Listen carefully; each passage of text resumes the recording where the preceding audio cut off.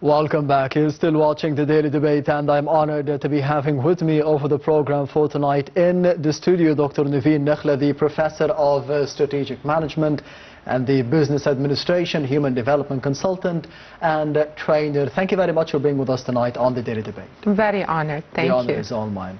Of course, the main topic for tonight would be the efforts of the political leadership under the tenure of His Excellency President Abdel Fattah al-Sisi in the past 10 or 11 years to be empowering women in different fields. And this, of course, would be translated or was translated into laws and strategies, as we did see over the past decade. How do you see the steps taken already in the past decade to be empowering women under the tenure of President al-Sisi?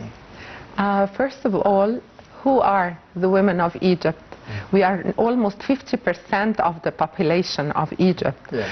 So women of Egypt are very well represented in the government and in the political will of Egypt.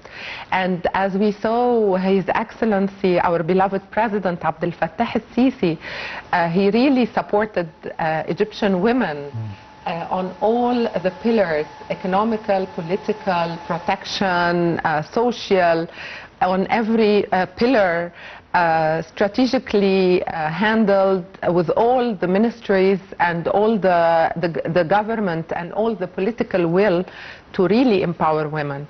And as we always say, women of Egypt are in their golden era. Yes. And not in one side only, but on all, like a butterfly effect. We are empowered in everything. And a lot has been taken for the last 10 years. Yes.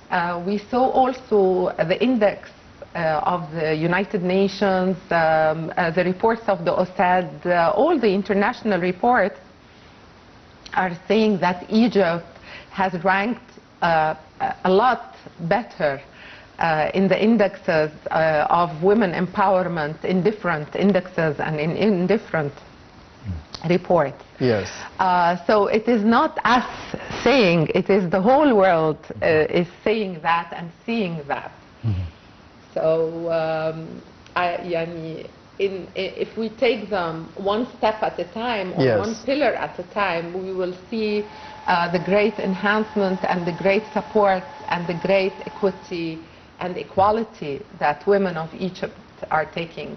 How do you see, Doctor, the importance of having a vision of empowering women by the year 2030? Of course, one of the parts of the Egyptian vision for the year 2030 in general. We saw the National Council of Women from 2017. They started working on the strategic, the women's strategy for empowering women of Egypt. Yes. And we saw back there that it started with very well studies and gap analysis and exact need areas of needy involvement and doing better in them. So I always say, if you plan, if you fail to plan, you plan to fail. Yes. So in this file, we really planned very well. And the National Council of Women, they did the strategy, the women's strategy of empowering women strategy, which is very much aligned with the Egypt Vision 2030, which is very much aligned with the Sustainable Development Goals of the United Nations. So it started with assessment, and then like segmenting the market, segmenting the needs. We saw a lot of intervention in the rural areas. We find women now in rural areas under so many initiatives like the Decent Life Initiative, Takafulan Takarama, Dignity and Solidarity. Yes. A lot of other initiatives for women like Rabha, like even women digital training and financial inclusion. And we see now women in rural areas under this strategy that they can access finance with very, very low interest rates. Yes. Empowerment from the National Council of Women, empowerment from the Solidarity, the Ministry of Solidarity, and they call it, one of the initiatives they used to call it knocking on the doors, teaching them that they are able and they can work. Of course, all this after literacy, after education, after a lot of training, after showing them how to do a feasibility study and supporting them to do a feasibility study. Even if in rural areas, even if the project is all about some chicken or some tomato, sun-dried tomato, or very, very simple projects, but still they know now how to do a feasibility study, how to put back the money in the project, not to eat the project and finish the money, you know, from the first return on investment, break even. I mean, very simply, finance for non-financial education. This is in the rural areas. We saw the great steps taken for entrepreneurship and women entrepreneurs. Everything is done perfectly. Yes, speaking about everything, we have a lot of aspects to be discussing through the Women Empowerment Access for the political leadership over the past 10 or 11 years. One of them is politically. How did you see the political women empowerment for women, and have they achieved their goals?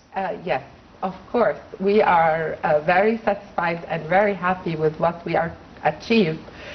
Because if you see politically, you see the numbers, if you compare the numbers between 2016 and between the numbers today in 2025, and you see the percentage of women in the parliament, you see the percentage of women as ministries, women as governorates, women as in the law and in the court, and the representation in the women in the political world of Egypt became almost 50%. We are coming very close to 50%. Yes. And we saw also in the parliament this coming round, yes. We saw that even the representation of women is raised to almost half. So I mean, politically, women are in the decision-making places, very powerful, proving themselves.